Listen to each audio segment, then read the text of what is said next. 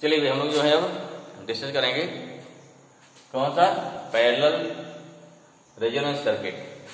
एक हमारी क्या this circuit is the parallel resonance.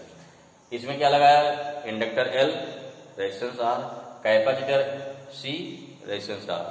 ध्यान रखिए यहाँ तीनों पैरेलल नहीं लगाना है, ये नहीं कि इंडक्टर कैपेसिटर रेजिस्टेंस तीनों लगा दिया पैरेलल में तो हमारा क्या होगा, एक पाथ हमेशा मिलता रहेगा ना, इसको हमेशा एक पाथ मिलता रहेगा। तो यहाँ पे हमारा L क्या है, L और C दोनों क्या हो गया, इनइफेक्टिव हो जाएंगे, कोई इसका नहीं रह जाएगा, समझना। तो भाई देखो सिंपली से क्या लगा, देखो जैसे हमने यहाँ L लगा दिया, यहाँ C लगा दिया, एक रेजिस्टेंस लगा दिया। अब क्या है, अब करंट जो है हमेशा यहाँ से फ्लो ही हो रही ना, चाहे लोग काम हो करें चाहे ना करें, चाहे रेजोनेंस रहे ना रहे, कोई मतलब ही नहीं रहेगा। ठीक है, ये कोई अलग पाथ नहीं प्रोवाइड करना है, जो बात प्रोवाइड करना है इनके माध्यम प्रोवाइड करना है। L हो गया, C हो गया और R हो गया। ठीक है, चलिए अब देखिए इसमें क्या हो जाएगा। पहले बात क्या निकाले, कंडीशन ऑफ रेजोनेंस। क्या निकाले, कंडीशन ऑफ रेजोनेंस, तो करने सेम है। ठीक है, यहाँ क्या हो गया, फॉर पैरेलल रेजोनेंस सर्किट, क्या हो जाएगा, at the position of resonance क्या हो जाएगा, XL, C वही XC। ठीक है, कितना आएगा यहाँ पे, ओमेगा L 1/ओमेगा C, ये हो गया ओमेगा स्क्वायर 1/, कितना हो गया, LC हो जाएगा। ठीक है, ये कितना हुआ, ओमेगा इक्वल टू 1/√LC, या कितना भाई, ओमेगा इक्वल टू कितना हो गया, अगर 2 पाई एफ ना, कितना हो जाएगा, 2 पाई एफ हो जाएगा, ये हो गया 2 पाई एफ, या FR कर लो इसको, कितना आ गया 1/√LC आ जाएगा, या कितना हुआ FR, ये हो गया 1/2 पाई √LC। क्लियर हुआ, तो this is the expression for resonance frequency. तुम्हारा क्या हो गया, ये हो गया रेजोनेंस फ्रीक्वेंसी हो गई, रेजोनेंस फ्रीक्वेंसी। क्लियर हुआ, आया समझ में। चलिए ठीक है, अब देखिए यहाँ पे मिटाएं इसको, समझ में आ गया, लिख नोट कर लिया। चलो अब इसका देखते हैं, यही आगे बढ़ते 1 बाई 1 स्टेप। सेकंड देखिए, अगर निकालें इसका फेज डायग्राम, फेजर डायग्राम देखो, फेजर डायग्राम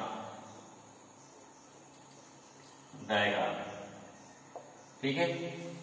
पहले क्या देते हैं, यहाँ क्या लगा है, एक में लगा है LR, नंबर कुछ भी लीजिएगा, LR के लिए, LR के लिए देखिए, LR में क्या है, L है ना, इतना आपका करंट हो जाएगा I, करंट छोटी होती है। ठीक है, या हम वोल्टेज से करंट देखना है, हमको करंट देखना, करंट इसमें क्या जरूरत होती है, करंट देखिए, ये क्या वाले क्या हो गया, इधर हमारा वोल्टेज हो गया, वोल्टेज क्या इधर हो गया, ये वोल्टेज हमारा कितना VR हो जाएगा, इधर क्या हो गया VL, इधर क्या हो जाएगा BL आ गया। इन दो रिजल्टेंट क्या आएगा, इन दो रिजल्टेंट कहाँ आएगा, इन दोनों रिजल्टेंट आएगा, इसमें वोल्टेज क्या आगे हो गया ना, V हो गया, वोल्टेज क्या हो गया, V हो गया। ठीक है, एलार्म वोल्टेज क्या होता है, समझ में, करंट हमारी क्या होती है, पीछे होती है, करंट क्या होती है, पीछे होती है।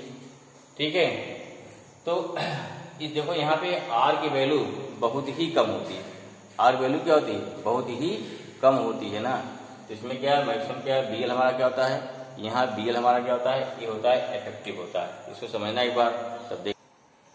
तो हम यहाँ मान ले रहे हैं LR सर्किट, अगर LR में मान लें कि रिजल्टेंट वोल्टेज हमारा क्या है, अगर मान लो रिजल्टेंट वोल्टेज हमारा कितना हो गया, इधर रिजल्टेंट वोल्टेज है देखिए VR और BL का रिजल्टेंट मान ली B तरफ है। ठीक है, अब I कहाँ होगी, देखिए I हमारी क्या है, IL से पीछे होगी, कितना हाई एंगल पे, बस समझ में आई, यहाँ देखो I हो गया ना, ये हमारा मेन I यहाँ तक है, IL गई यहाँ तक। ठीक है, ये IL हो गया।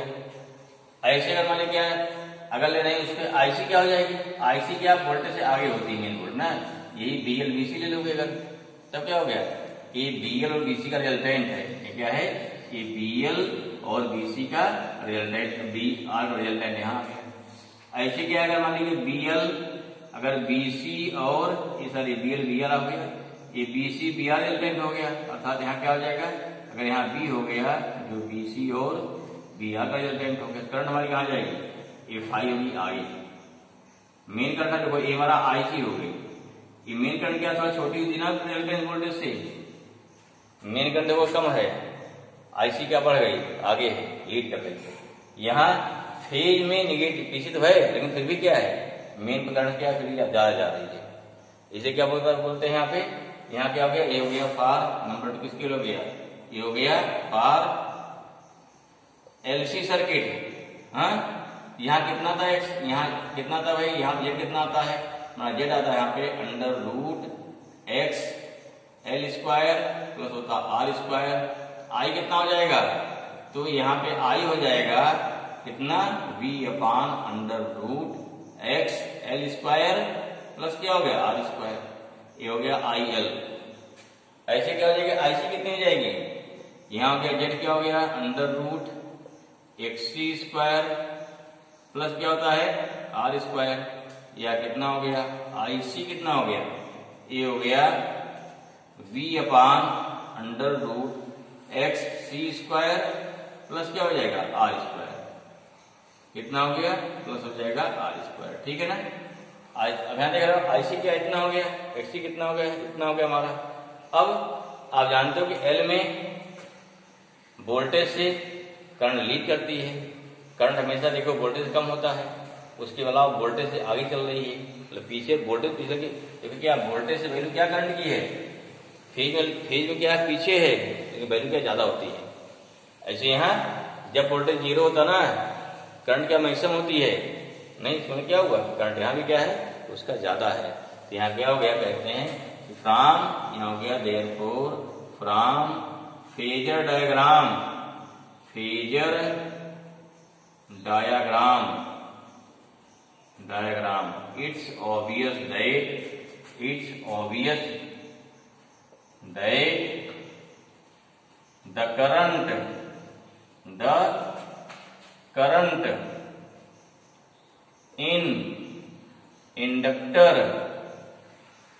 L क्या हो गया इंडक्टर L और capacitor C is more than applied current, therefore क्या हो जाएगा, therefore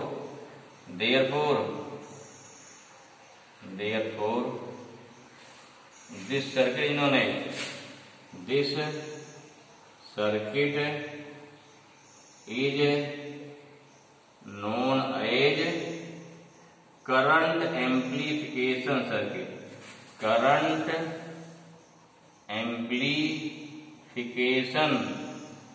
circuit, तो वहां क्या बोलते हैं वोल्टेज एम्प्लीफिकेशन, यहाँ क्या बोलते हैं करंट एम्प्लीफिकेशन। क्लियर हुआ है सर में क्यों बोलते हैं, नंबर 1 ही क्लियर हो, जो नया आपको फेज डायग्राम से हमारा क्या है वैल्यू मिलेगी। क्या देखना, क्या देखे, क्या पढ़े ध्यान दीजिए, इसमें क्या पढ़े थे हम लोग, जब मेन करंट क्या देगा, मेन करंट क्या है ना, कुल करंट 0 हो जाए फिर भी करंट में इंड्यूस करंट फ्लो होती जाती है, वहाँ वोल्टेज क्या कर वहाँ क्या लाइक कर गई, यहाँ क्या है ना, क्या सी में एकदम क्लियर है। क्या होता है कैपेसिटर में, जिसमें इस सी पर वोल्टेज क्या होता है 0, उसमें करंट क्या उसमें मैक्सिमम होती है, करंट फ्लो हो रही ना, ठीक है ना। तो इस प्रकार क्या हो गया हमारा, हो गया करंट एम्प्लीफिकेशन हो गया। अब देखिए इसका यूज क्या होगा इसका, फिर देखिए अगला मिटाएं, इसको मिटाएं, ठीक है नोट करिए फट से। अब देखिए at the position of resonance क्या हो गया, नाउ एट द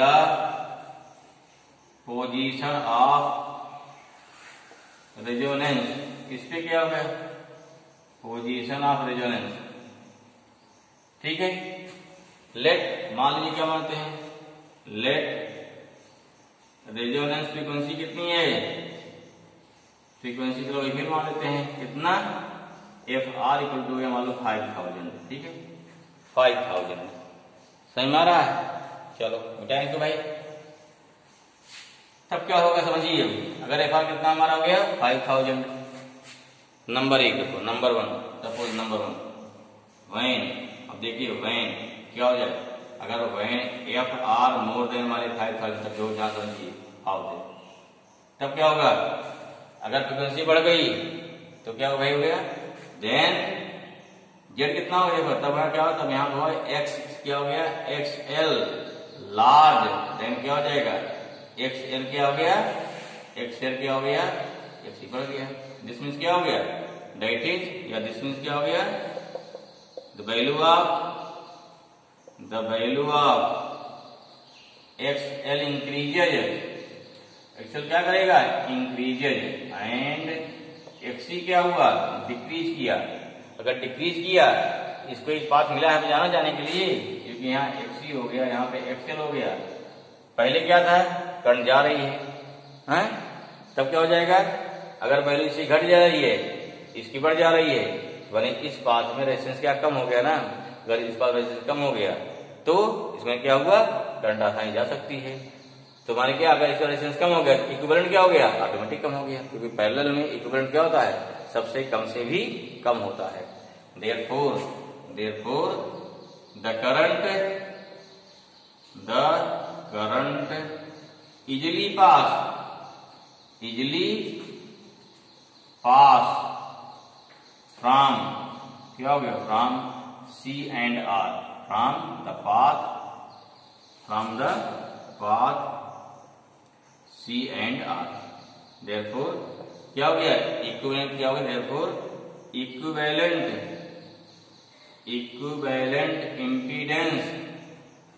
इम्पीडेंस क्या हो गया, इज डिक्रीजेज, क्लियर हुआ, डिक्रीज हो गया, करंट में अगर फ्रीक्वेंसी बढ़ जाएगी तुम्हारी, करंट जा सकती है आराम से, समझिए, नोट कर लिया, when F R more than 5000, माने क्या, जब रेजोनेंस फ्रीक्वेंसी बढ़ेगी ना, जो हमारी अप्लाई फ्रीक्वेंसी क्या है, अगर रेजोनेंस इंक्रीज कर गई, इसमें क्या हो गया, इम्पीडेंस बढ़ेगा, यहाँ घटेगा, करंट हमारी लिमिट क्यों हो जाएगी, यहाँ से यहाँ निकल गई।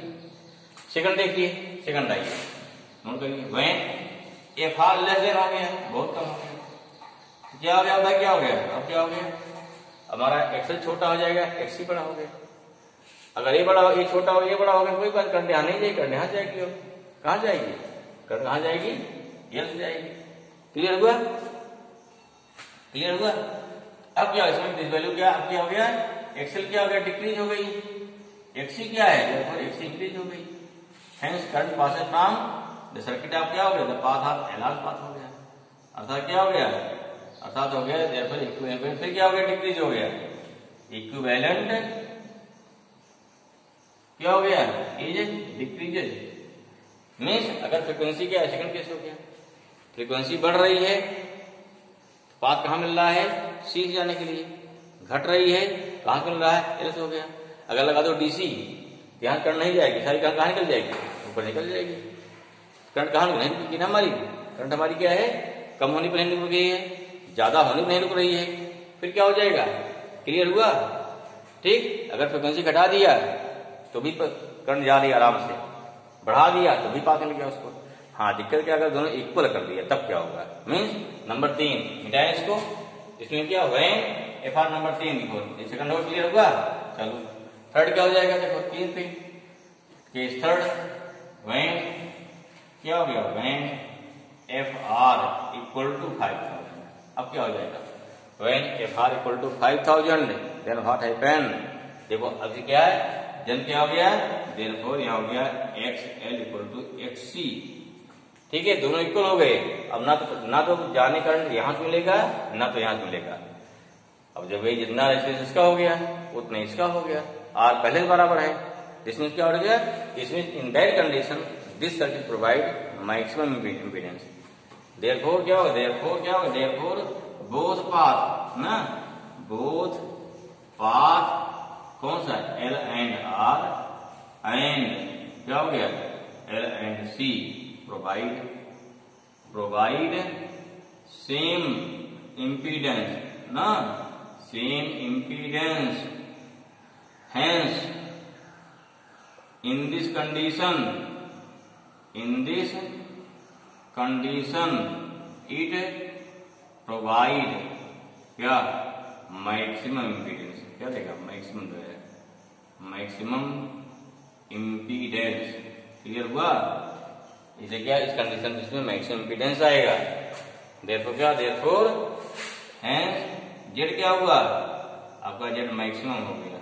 करंट क्या हो जाएगी, करंट हमारी क्या, देयरफॉर क्या हो गया, करंट हमारी जाएगी मिनिमम हो जाएगी, करंट हमारी मिनिमम हो गई। इसमें क्या हुआ, this means at this frequency हम क्या करते हैं, हम एक फ्रीक्वेंसी बैंड को या किसी फ्रीक्वेंसी रेंज को वी कैन क्या होता है उसको रोक सकते हैं। ठीक है ना? तो इसे क्या है, यहाँ पे आता है एक फ्रीक्वेंसी को रोक सकते हैं अर्थात रिजेक्ट कर सकते हैं। उससे कब फ्रीक्वेंसी निकल जाएगी, ज्यादा फ्रीक्वेंसी निकल जाएगी, वो नहीं जा पाएगी। तो इसे क्या बोलते हैं, इसे बोलते हैं बैंड रिजेक्ट फिल्टर। तो बैंड को क्या रोक दिया ना। इसका यूज क्या होता है भाई, इसका यूज होता है रेडियो ट्रांसमीटर पर। क्यों? अब जानते हो क्या रेडियो क्या होता है, रेडियो ट्रांसमीटर में वहां क्या करते हैं भाई, सारी फ्रीक्वेंसी है, वो अपनी सारी फ्रीक्वेंसी को क्या करते हैं, सारे पूरे प्रोग्राम को एक फ्रीक्वेंसी रेंज में क्या करते हैं, उसको कंप्रेस करेंगे फिर भेजेंगे। कंप्रेस कैसे करेंगे, क्योंकि देख रहे हैं इस लगा दिया सर्किट को, ए लो फ्रिक्वेंसी है जान देगा, हाई फ्रिक्वेंसी है पास कर देगा।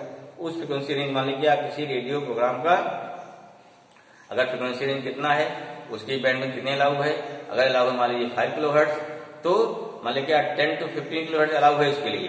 कितना है, कोई मान लीजिए रेडियो स्टेशन है अगर 10 किलोहर्ट्ज से क्या है मान लो 15 में अलाउ है, लगा देंगे इसको। क्या करेगा ये, 10 से कम फ्रीक्वेंसी आई निकाल देगा, ज्यादा आई निकाल देगा, इतना आया रोक लेगा, रोक उसको फिर अलग कर लेंगे, अलग करने के बाद फिर क्या है सेंड कर देते हैं। That's why this circuit use as क्या हो गया, this circuit use in radio transmitter. क्या होता है लिख लीजिए। ठीक है, hence this circuit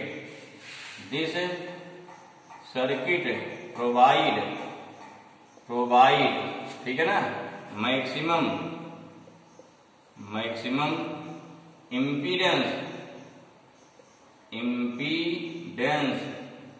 maximum impedance कहां पर, at resonance frequency FR।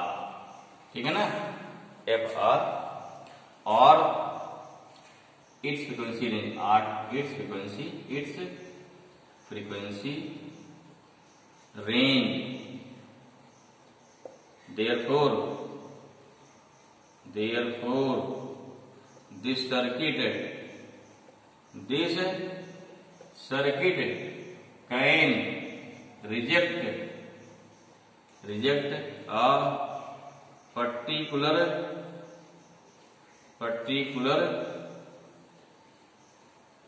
frequency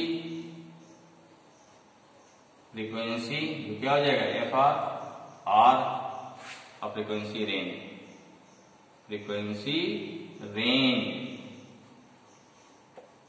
therefore it is used, hence it is used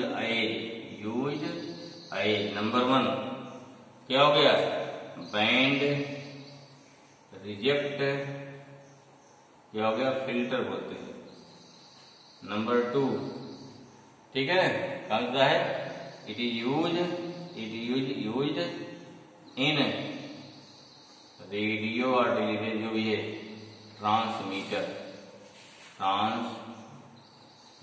में। ठीक है ना, क्लियर हुआ? और सुनता दिया था इसे क्या बोलते हैं, इसे बोलते हैं करंट एम्प्लीफिकेशन सर्किट बोलते हैं। ठीक है, तो हमारा क्या रहा, ये हमारा रहा पैरेलल रेजोनेंस। क्या था, पैरेलल रेजोनेंस। ओके भाई, क्लियर हुआ? ठीक है, चीजें आप समझ आ रही हैं तो वीडियो को आगे बढ़ाएंगे। ठीक है, जो पर्पज हम लोगों का है कि क्या वीडियो जो है मैक्सिमम बच्चों तक इजीली पहुंचे। ठीक है, आप सब उसमें हेल्प करेंगे। ओके ना, और पढ़ते रहिए, चीजों को नकल लगाते रहिए, जिससे क्या है मैक्सिमम चीजें आपकी क्लियर हों। ओके, ठीक है।